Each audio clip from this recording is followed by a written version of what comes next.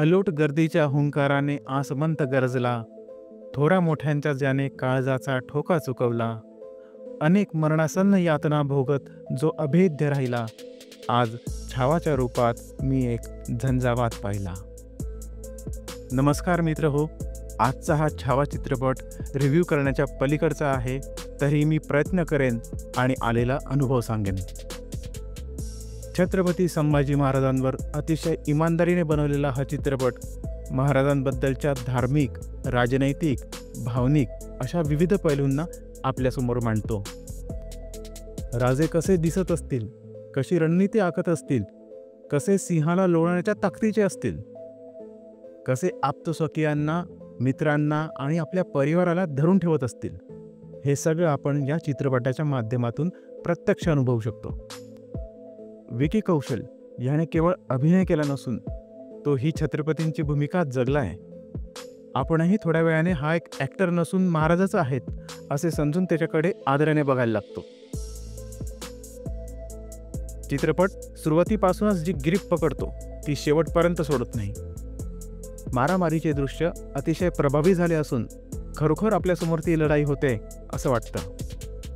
चित्रपटात विकी कौशल, अक्षय खन्नासोबतच भली मोठी स्टारकास्ट आहे, जिने आपापलं काम अतिशय काटेकोरपणे आणि व्यवस्थित केलं आहे. कवी कलशची भूमिका करणाऱ्याच्या वाट्याला अतिशय सुंदर ओळी दिल्या आहेत, ज्यात तो थोडी गंमतही आणतो आणि काही साहसपूर्ण कवितांनी आपल्या शौर्यस्फूर्तीही जागवतो. चित्रपटाचे निर्मितीमूल्य उच्च असून ते प्रत्येक सीनमध्ये आपल्याला जाणवत राहते. ह्या चित्रपटात कुठेही खर्चासाठी आखडता हात घेतला नाहीये आणि ते भव्य सेटच्या स्वरूपात समोर दिसते. चित्रपटाचे सेट्स हे भव्य आणि दिमागदार झाले आहेत. आणि हो, चित्रपटात हिंदवी स्वराज्य हे शब्द काढलेले नसून दोन्ही तिन्ही ठिकाणी आपल्याला हिंदवी स्वराज्य असेच बोललेले दिसते. तेवढा लेझिम खेळण्याचा सीन आणि अजून एक डान्सचा सीन तो मात्र कट केला आहे, जो एका अर्थाने ठीकही आहे. ह्यात गाण्यांची निवड चांगली केली असती तर बरं झालं असतं.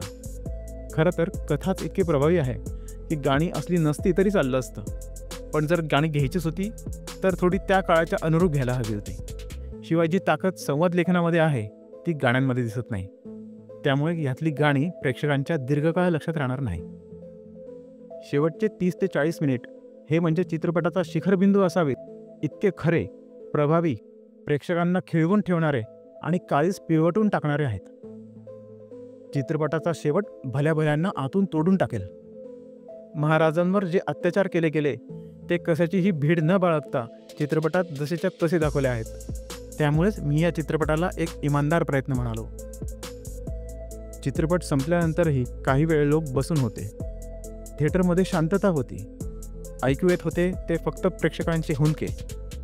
बाहेर पडताना सगळ्यांचेच डोळे पाणावले होते, त्यात मीही एक. हेच या चित्रपटाचे यश आहे, ज्याने अशा प्रकारे लोकांच्या भावनांना योग्य प्रकारे हात घातला आणि इतिहासाची आठवण करून दिली. छत्रपतींच्या चरणी माझे त्रिवार वंदन आणि मानाचा मुजरा. हा चित्रपट रेटिंगच्या पलीकडचा आहे.